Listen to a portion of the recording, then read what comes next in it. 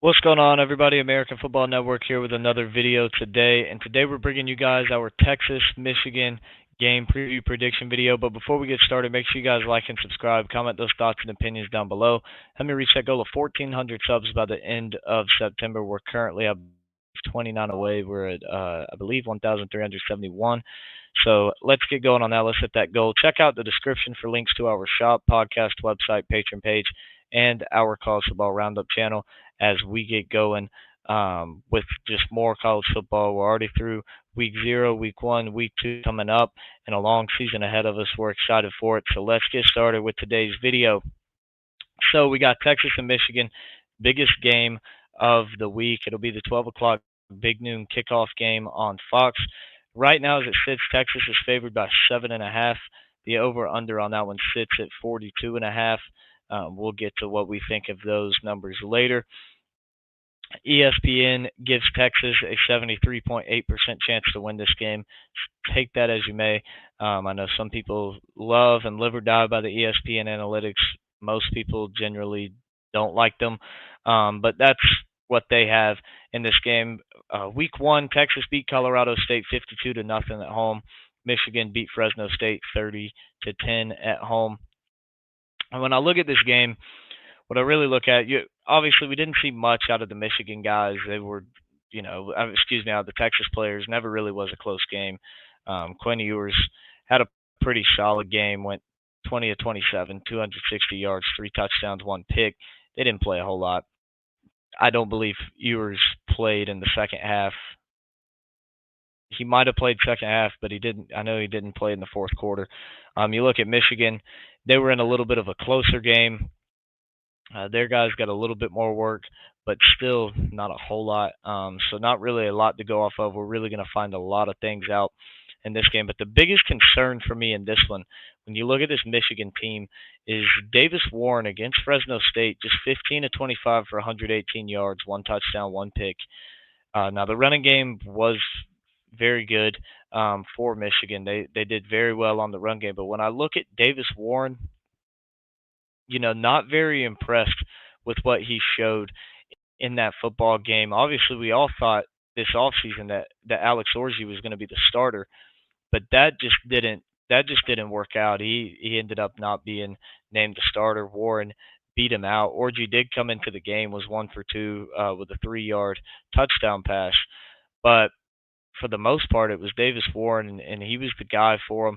Donovan Edwards, he struggled on the run game in this game. 11 carries for just 27 yards. Orji also ran the ball a little bit at 5 carries for 32 yards. But Khalil Mullings was the big back for him in this game, 15 carries for 92 yards. As a team against Fresno State, Michigan had 34 carries, under 48 yards, 4.5 yards per carry. Obviously not the best. You would have wanted a little bit more, especially out of Edwards in the first game of the season. But I also understand not playing him a whole lot. You don't want to hurt him. He had the game pretty much in the bag. Score was a little close, but the game never really felt super close. But it was a little concerning in how Michigan played, at least offensively in that game.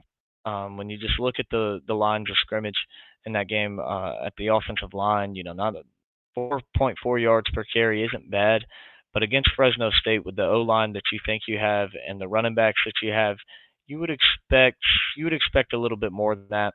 And out of the passing game, that they just didn't really seem like they had much going there. Quarterback not really a factor, and the receivers weren't really making very many plays. Um, so my 3 biggest factors for this game is, one, can Texas stop the run game? We know coming in that's what Michigan's going to want to do. They're going to want to run football. They're going to lean more on the running game than the passing game, or at least they're going to want to. If you're Texas, you got to find a way to stop that run game, get pressure. Keep it to like 3 yards a carry, 3.5 yards a carry. Keep that number low.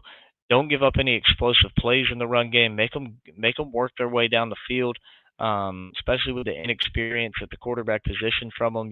The longer you make them stay on the field, the more likely that they're gonna cause and errors and make mistakes.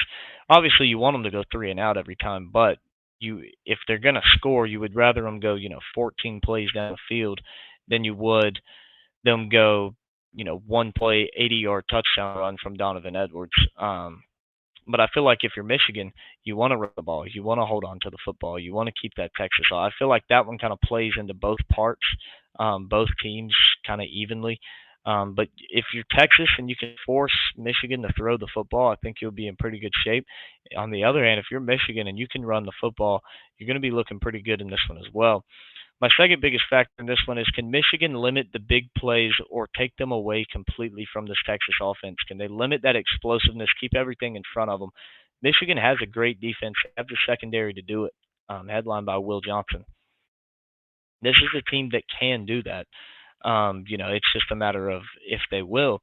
If they can make Texas go on these long drives, that's a win for Michigan.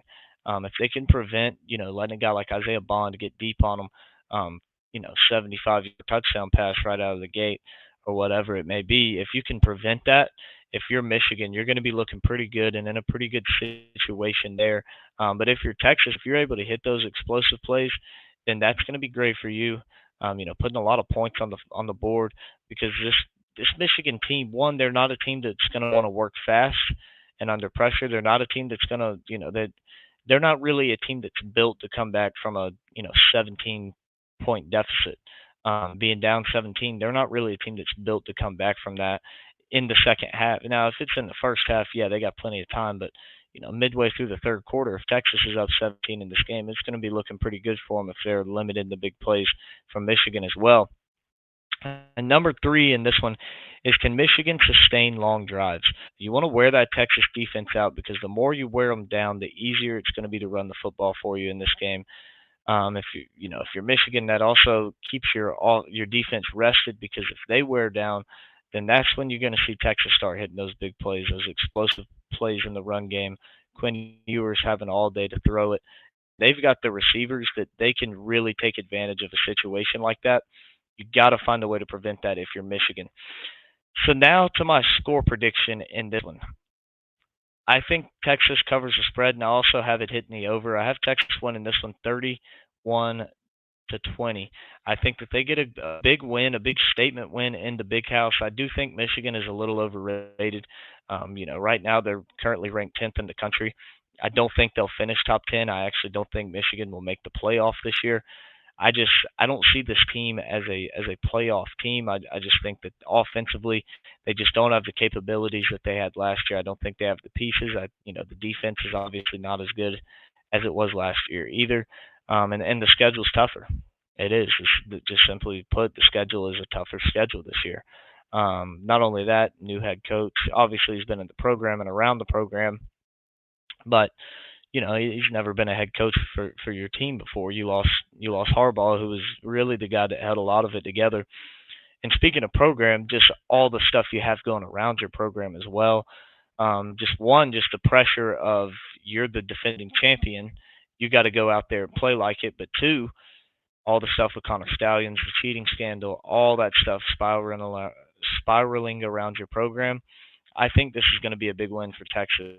I think that this will be a step in the right direction for their hopes of getting back into the college football playoff and potentially going for a national championship this year. But that's how I see this game playing out. Again, Texas 31,